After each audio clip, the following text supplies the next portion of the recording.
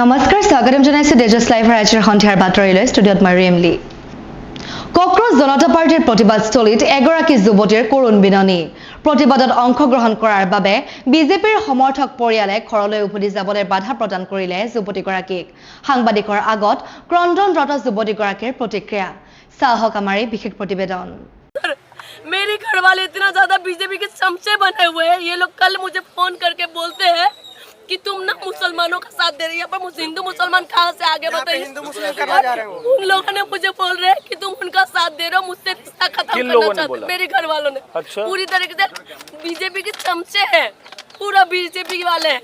मैं कल आपकी चैनल के माध्यम से मैं बताना चाहती हूँ वो लोग क्या रिश्ता तोड़ेंगे मुझसे मैं आज से रिश्ता तोड़ देती हूँ अगर मैं बच्चों के साथ देने की वजह से क्या नाम है आपका? मेरा नाम जून है सर मैं नॉर्थ ईस्ट से हूँ मैं सोशल मीडिया भी चलाती हूँ और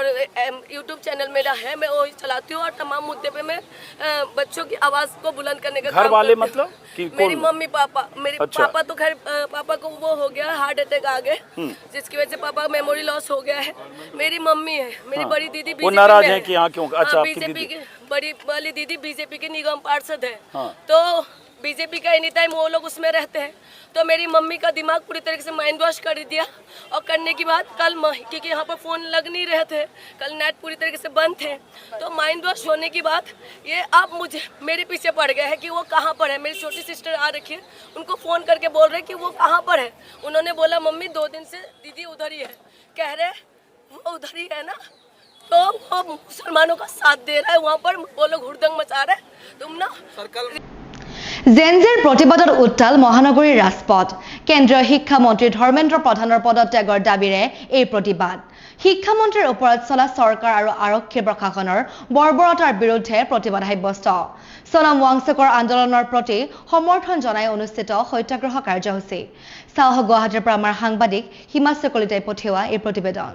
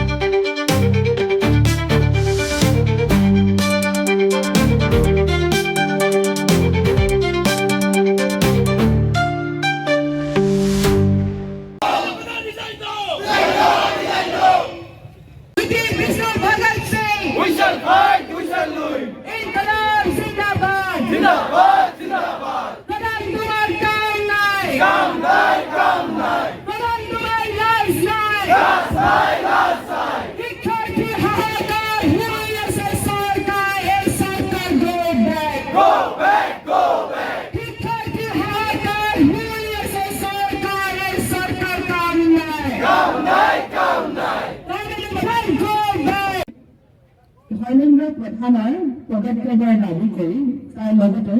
এনজি নামৰ যে সংস্থা সেই সংস্থা বাতিলৰ দাবী লগতে দিল্লীত যিসকল ছাত্ৰ ছাত্ৰী শিক্ষাৰ্থীসকলৰ ওপৰত পুলিচী বৰ্বৰতা নামি আহিছিল তাৰ বিৰুদ্ধে আজি এই অনুষ্ঠান কৰিবলৈ ওলাইছো আমি সৰ্বপ্ৰথমে আমাৰ অসমত বানপানীৰ বাবে যি 41জন ব্যক্তি নিজৰ জীৱন হেৰুৱালে তেওঁলোকৰ প্ৰতি আমি এক মিনিটৰ বাবে মৌন প্ৰাৰ্থনা কৰিম মানৱতাৰ অন্য এক নিদৰ্শন দাঙি ধৰিলে পাঠশালাৰ কোহিনুৰ থিয়েটাৰ পৰিয়ালে আখৰা বাদ দি পাঠশালাৰ ৰাজপথত অভিনয় শিল্পীসকল উজনিৰ বানপীড়িত লোকক সহায় আগবঢ়োৱাৰ বাবে ৰাইজৰ পৰা বিচাৰিলে সহযোগিতা চাহক পাঠশালাৰ পৰা কণ্টেণ্ট এডিটৰ সঞ্জীৱ দাসৰ এই প্ৰতিবেদন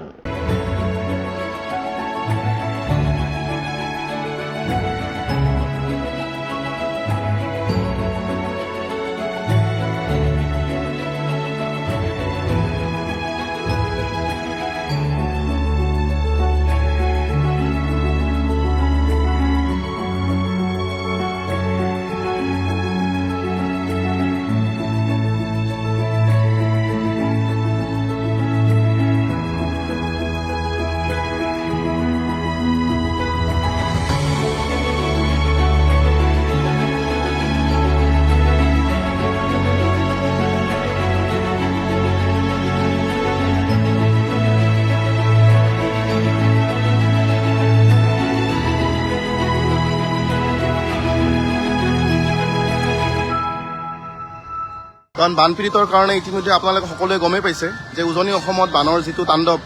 আৰু বানৰ সেই সংহাৰী ৰূপৰ কাৰণে আজি সকলোতে সৰ্বত্ৰে এতিয়া দুখৰ ছাঁ পৰিছে, শোকৰ ছাঁ পৰিছে। আৰু আমি কোহিনুৰ থিয়েটাৰৰ তৰফৰ পৰা আজি এই পাঠশালা চহৰত আৰম্ভ কৰিছোঁ এটা খুব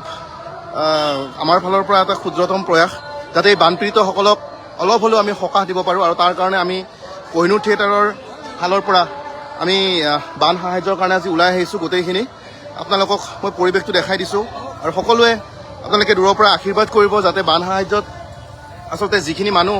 এতিয়াও কক বকাই আছে বা দুখত পৰি আছে তেওঁলোকক যাতে ভগৱানে চকু মেলি চাওক। আৰু আমাৰ ফালৰ পৰা আমি যিখিনি পাৰোঁ সেইখিনি আমি সহায় সহযোগ কৰিবলৈ চেষ্টা কৰিম। সদনৰ পৰা বহিষ্কাৰ হৈ আৱেগিকভাৱে ওলাই আহিল বিধায়ক অখিল গগৈ। সদনত শিৱসাগৰৰ বানপানীৰ কথা ক'বলৈ গৈ নিলম্বিত বিধায়ক অখিল গগৈ। মোক কংগ্ৰেছে বিশ্বাসঘাতকতা কৰিছে বুলি বিধায়ক অখিল গগৈৰ মন্তব্য। চাহক গুৱাহাটীৰ পৰা আমাৰ সাংবাদিক হিমাশ্ৰী কলিতাই পঠিওৱা এই প্ৰতিবেদন। সদনৰ পৰা বহিষ্কাৰ হোৱা নহয়, মই আজি বিচাৰিছিলো যে মোক চিৰজীৱনৰ কাৰণে বিধায়ক পদৰ পৰা খেদি দিয়ক। কাৰণ শিৱসাগৰ, চৰাইদেউ আৰু যোৰহাটত যিটো কেটাষ্ট্ৰফি হৈছে, মহাপ্ৰলয় হেভক হৈছে, সেইটো অসমৰ ইতিহাসত কেতিয়াও হোৱা নাই। বলবলাত এবাৰ হৈছিলে, এইবাৰ হৈছে। মই এইটোক নেশ্যনেল কেলামিটি ডিক্লেয়াৰ কৰি চেণ্ট্ৰেল গভৰ্ণমেণ্টৰ পৰা টকা আনি আমাৰ চব শিৱসাগৰ, যোৰহাট আৰু চৰাইদেউ জিলাৰ মানুহবিলাকক বচোৱাৰ কাৰণে, ক্ষতিপূৰণ দিয়াৰ কাৰণে, ৰিছেটেলমেণ্ট দিয়াৰ কাৰণে অনুৰোধ কৰিবলৈ এটা ৰুল 56ৰ আন্ধাৰত সভাস্থগিত প্ৰস্তাৱ আনিছিলোঁ। মোক ক'বলৈ নিদিলে, 2 মিনিট কৈছিলোঁ, তাৰপিছত মোক বন্ধ কৰি দিলে, মোক এক্সপেল কৰি দিলে। মই মোৰ চকীখনৰ ওপৰত থিয় হ'লোঁ, তাৰপিছত মই ডেস্কখনৰ ওপৰত থিয় হৈ মই প্ৰটেষ্ট কৰিলোঁ। এইবিলাক নেদেখুৱাই মোৰ মাথা কাম নাইকিয়া হৈ গৈছে এতিয়া। না এক টোপাল পানী আছে তাত, না এক টোপাল ৰেচন দিব পাৰিছে 1 কেজি, না ব্ৰেড দিব পাৰিছে, না বিস্কুট দিব পাৰিছে। এইমাত্ৰ নাজিৰাৰ MLA জনাইছে যে 10টা ডেড বডি ওলাইছে। কালি 18টা ওলাইছিলে নাজিৰাত, আজি 10টা ওলাইছে, আকৌ 28টা অকল নাজিৰাতে। বাকীবিলাকৰ কথা বাদ দিলোঁ। কি পৰ্যায়ৰ দুৰ্যোগ কোনেও নেদেখিলে বুজিব নোৱাৰে। মই বিধানসভাৰ প্ৰত্যেকজন সদস্যক তালৈ মাতিবৰ কাৰণে আহিছিলোঁ। মই অসমৰ মুখ্যমন্ত্ৰী আৰু অসম বিধানসভাৰ জৰিয়তে এইটোক ৰাষ্ট্ৰীয় দুৰ্যোগ ঘোষণা কৰাবৰ কাৰণে ক'বলৈ আহিছিলোঁ। মই ৰাতি ৰাতি আহি আছিলোঁ, মই তাতে ছাৰ্ভিচ দি আছিলোঁ, ৰাতি ৰাতি আহি আছিলোঁ। তো মই ভাবিছিলোঁ যে ইয়াত কথাখিনি কৈ বিধানসভাৰ পৰা এটা সহায় ল'ম, বিধায়কবিলাকক মাতিম। মোক এক্সপেল কৰি দিলে, মোক খেদি দিলে, মোক ক'বলৈ নিদিলে। মই হাতযোৰ কৰি ৰঞ্জিত দাস ডাঙৰীয়াক অনুৰোধ কৰিছিলোঁ যে মই কেতিয়াও জীৱনত হাতযোৰ কৰা নাই, মোক অকণমান ক'বলৈ দিয়ক। তেতিয়া ইফালৰ পৰা পীযুষ হাজৰিকাই ক'বলৈ নিদিব বুলি এনেকৈ অধ্যক্ষক ক'লে। মই তেতিয়া পীযুষ হাজৰিকাক হাতযোৰ কৰিলোঁ, বোলো আপুনি সংসদীয় পৰিক্ৰমা মন্ত্ৰী মোক ক'বলৈ দিবলৈ কৈ দিয়ক। তেখেতে নিদিলে। মই তেতিয়া সকলো মন্ত্ৰী আৰু বিধায়কবিলাকক অনুৰোধ কৰিলোঁ, মোক 2 মিনিট ক'বলৈ দিয়ক। তাৰপিছত মই কংগ্ৰেছক অনুৰোধ কৰিলোঁ। আটাইতকৈ দুৰ্ভাগ্যজনক কথা, কংগ্ৰেছে মোক আজি বিশ্বাসঘাতকতা কৰিলে। শিৱসাগৰ, চৰাইদেউ আৰু যোৰহাট জিলাৰ মানুহক কংগ্ৰেছে আজি বিশ্বাসঘাতকতা কৰিলে। এই মাত্ৰ যে আপোনালোকে যে MLA জন পালে, কি নাম? নুৰুল হুদা। নুৰুল হুদাই মই কৈ থাকোঁতে তেওঁক নুৰুল হুদাৰ নামটো গাই দিলে। মই নুৰুল দাক ক'লোঁ হাতযোৰ কৰি, নুৰুল দা আপুনি 2 মিনিট ৰৈ দিয়ক না, মোক ক'বলৈ দিয়ক না। তেওঁ ক'লে তেওঁ মোক গালি পাৰি তেওঁ নিজে ক'লে। এয়া হ'ল কংগ্ৰেছৰ চেঞ্চিটিভিটি। কংগ্ৰেছৰ লিডাৰ অফ দ্য অপজিশ্যনক মই হাতযোৰ কৰি কৈছিলোঁ যে মই কওঁতে আপোনালোকে মোক ছাপোৰ্ট দিব। একজন মানুহ থিয় নহ'ল। মই অনুৰোধ কৰিছিলোঁ চেঙাৰ বিধায়ক, কি নাম? আব্দুল ৰহিম, তাৰপিছত আৰু মই পকা বেতবাৰীৰ বিধায়ক, কি নাম আমাৰ? জাকিৰ হুছেইন। তেওঁলোকক হাতযোৰ কৰি এনেকৈ ৰিকুৱেষ্ট কৰি আহিছিলোঁ যে আপোনালোক আগফালৰ বেঞ্চত বহিছে, প্লিজ গোটেইকেইজন বিধায়কক মই কথা কওঁতে সহায় কৰিবলৈ ক'ব। তেওঁলোকেতো নকৰিলে, উল্টাই তেওঁলোকৰ এজন বিধায়ক, কি নাম? এজন নুৰুল হুদাই মানে মোক কথা কোৱাত বাধা দিলে। আজি বিজেপি, কংগ্ৰেছ সকলোবিলাক সদনত মিলি আছে, কোনেও কথা ক'ব নিদিয়ে।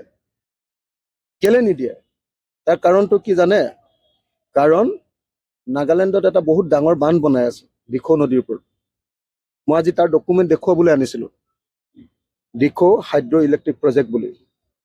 সেই প্ৰজেক্টৰ পানী এৰি দিবলগীয়া হৈছে। 24 চনতে আধাৰশিলা কৰি বনাই আছে। 3rd ফেজটো শেষ হোৱা নাই, অলপ কমিশ্যনিং হোৱা নাই, তাৰ পৰা পানী এৰি দিছে। পীযুষ হাজৰিকা, জয়ন্ত মল্ল বৰুৱা আৰু হিমন্ত বিশ্ব শৰ্মাই এই যে নাগালেণ্ডৰ পৰা কয়লা খানি আমাৰ নাগিনী নানে জানো এই নাগিনী মৰাতে প্ৰথম আজি আটাইতকৈ বেছিকে মানুহ মৰিছে 100টা মানুহ লুকাই আছে সেই ইহঁতে যে কয়লা চুৰ কৰে হিমন্ত বিশ্ব শৰ্মা পীযুষ হাজৰিকা আৰু হেৰিয়ে জয়ন্ত মল্লই এই কয়লা চুৰ কৰাৰ পাছত পাহাৰবিলাক তলত একদম খালী হৈ তাত পানী সোমাই আছে কথাটো বুজিছে লেক হৈ আছে ডাঙৰ ডাঙৰ হ্ৰদ হৈ আছে পুখুৰী নহয় হ্ৰদ তাৰ পানীবোৰ গুচি আহিছে ধামকে পাহাৰটো পৰিছে আৰু বৰষুণ দিলত তললে পানীবোৰ নামি আহিছে নদী কি কয় হেৰিয়াৰ বৃহৎ ডেমৰ পানীবিলাক আহিছে তাৰপিছত গোটেই 37 নম্বৰ ৰাষ্ট্ৰীয় ঘাইপথটো বনাবৰ কাৰণে গোটেই মাটিবিলাক সেই পাহাৰে আনিছে তাৰ পাহাৰৰ পৰা আনিছিলে আৰু গোটেই যিমানবিলাক নদী আহিছে তাৰ নদীৰ বোল্ডাৰবিলাক আমাৰ ইহঁতি এই গোটেই বিধায়ককেইটা গোটেইকেইটা যিকেইটা আমাৰ সেইডোখৰ বিজেপি সিহঁতকেইটাই সেই শিলবিলাক চুৰ কৰে সিন্ডিকেট কৰে চৰকাৰী বিধায়ককেইটাই তাৰ কমিশ্যন ইহঁতি পায় হিমন্ত বিশ্ব শৰ্মা পীযুষ হাজৰিকা আৰু জয়ন্ত মল্লই হৈছে সেইকাৰণে আজি 3খন জিলাত ধ্বংস এই কথাবিলাক কওঁ বুলি ভাবি মোক ক'বলৈ নিদিলে মইতো সেইবিলাক ক'বলৈ অহা নাছিলোঁ মইতো কাৰণটো ব্যাখ্যা কৰিলোহেঁতেন কিন্তু সিহঁতক গালি পাৰিবলৈ মই অহাই নাই নক'লোহেঁতেন কেতিয়াও মই সহায় বিচাৰি আহিছোঁ কিন্তু মোক আজি অপমান কৰিলে মোক খেদি দিলে শিৱসাগৰৰ কথা কোৱাৰ কাৰণে যোৰহাট জিলাৰ কথা কোৱাৰ কাৰণে চৰাইদেউ জিলাৰ কথা কোৱাৰ কাৰণে অধ্যক্ষ ৰঞ্জিত দাস ডাঙৰীয়াই মোক কুকুৰৰ নিচিনাকে খেদি দিলে আজি ধিক্কাৰ দিছো মই ধিক্কাৰ চৰকাৰক ধিক্কাৰ অধ্যক্ষক ধিক্কাৰ কংগ্ৰেছক ধিক্কাৰ দিছো বজালীৰ সৰুপেটাত শ্বহীদ খৰ্গেশ্বৰ তালুকদাৰ পথৰ দৃশ্য পথৰ ওপৰতে মেলি দিছে একাংশই ধানখেৰ ৰ'দত ধানখেৰ শুকোৱাৰ বাবে একাংশই লৈছে এনে ব্যৱস্থা দুৰ্ঘটনা সংঘটিত হোৱাৰো সম্ভাৱনা প্ৰশাসনে এনে কাৰ্যত জড়িতৰ বিৰুদ্ধে ল'বনে ব্যৱস্থা চাহক বজালীৰ সৰুপেটাৰ পৰা তেজছ লাইভৰ কণ্টেণ্ট এডিটৰ সঞ্জীৱ দাসে পঠিওৱা এই প্ৰতিবেদন বজালীৰ সৰুপেটাত শ্বহীদ খৰ্গেশ্বৰ তালুকদাৰ পথৰ দৃশ্য এয়া পথতে মেলি দিছে একাংশই খেৰ এনে কৰ্মকাণ্ডত দুৰ্ঘটনা সংঘটিত হোৱাৰ আশংকা ৰাইজৰ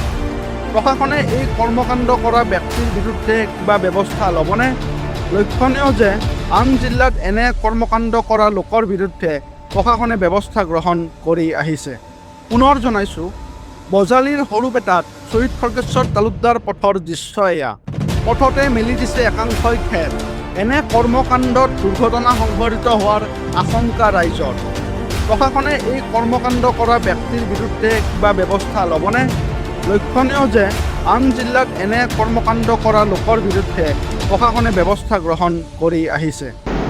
যোৰহাট চহৰত দিল্লীৰ যন্তৰ মন্তৰত চিজেপিৰ সংঘটিত প্ৰতিবাদৰ বহিঃপ্ৰকাশ ছাত্ৰ মুক্তি আৰু এছএফআইৰ যৌথ উদ্যোগত কেন্দ্ৰীয় শিক্ষামন্ত্ৰী ধৰ্মেন্দ্ৰ প্ৰধানৰ পদত্যাগৰ দাবীৰে এই প্ৰতিবাদ চাহক যোৰহাটৰ পৰা আমাৰ সাংবাদিক জিন্তু বৰাই পঠিওৱা এই প্ৰতিবেদন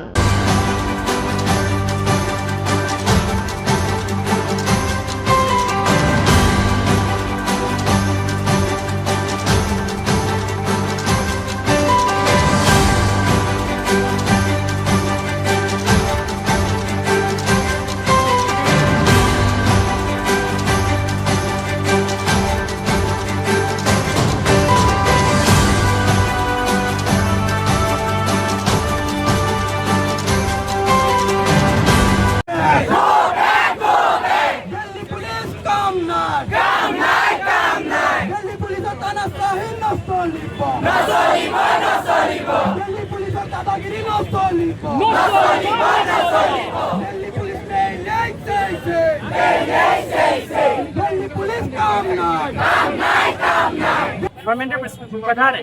ৰিজাইন দিব লাগে ৰিজাইন দিব নিটো পেপাৰ লিক হওয়াৰ কাৰণে